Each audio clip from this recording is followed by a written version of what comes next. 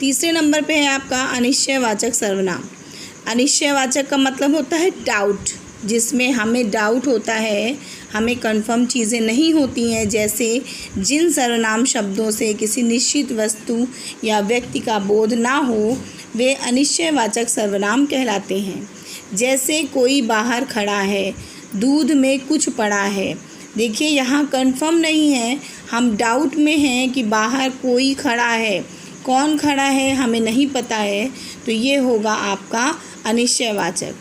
दूध में कुछ पड़ा है, दूध में क्या पड़ा है ये कंफर्म नहीं है, दूध में कुछ पड़ा है यानी हम डाउट में हैं कि कुछ पड़ा है बट क्या है, तो ये आपका अनिश्चयवाचक सर्वनाम कहलाएगा, कोई और कुछ।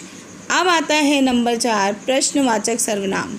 तो प्रश्नवाचक सर्वनाम में बच्चों जिन सर्वनाम शब्दों का प्रयोग, इसको तो आप बहुत ईजिली पहचानते हो, क्वेश्चन मार्क लगा होता है, क्वेश्चन किया होता है, तो वहाँ पे होता है प्रश्नवाचक सर्वनाम।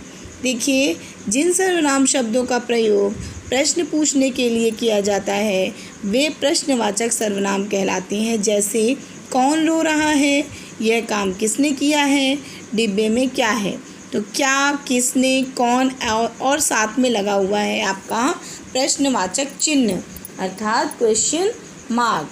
तो इससे हम जान जाते हैं कि ये हमारा प्रश्नवाचक सर्वनाम है। ठीक है, देखिए जो सर्वनाम वाक्य में आए किसी दूसरे सर्वनाम शब्दों से संबंध बताता है, 5वां है आपका संबंधवाचक सर्वनाम। तो जो सर्वनाम वाक्य में आए किसी दूसरे सर्वनाम शब्द में संबंध बताता है वह संबंधवाचक सर्वनाम कहलाता है।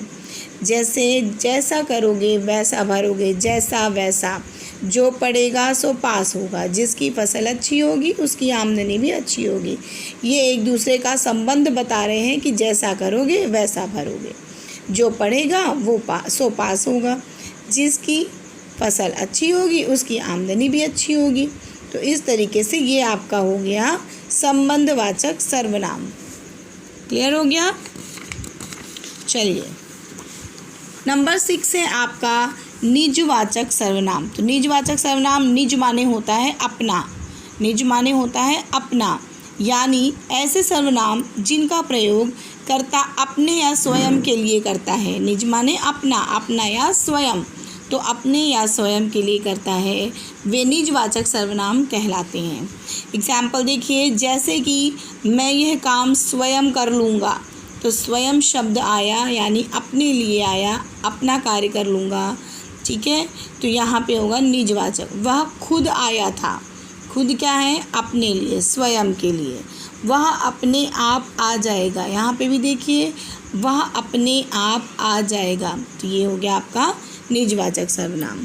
ठीक है, तो ये आपका चैप्टर फिनिश हो गया है। यहाँ पुरुषवाचक सर्वनाम के कुछ एग्जाम्पल्स दिए हुए हैं, यहाँ निश्चयवाचक के दिए हुए हैं, यहाँ निश्चयवाचक के कुछ एग्जाम्पल्स हैं, और यहाँ पे प्रश्नवाचक के और यहाँ पे संबंधवाचक सर्वनाम के।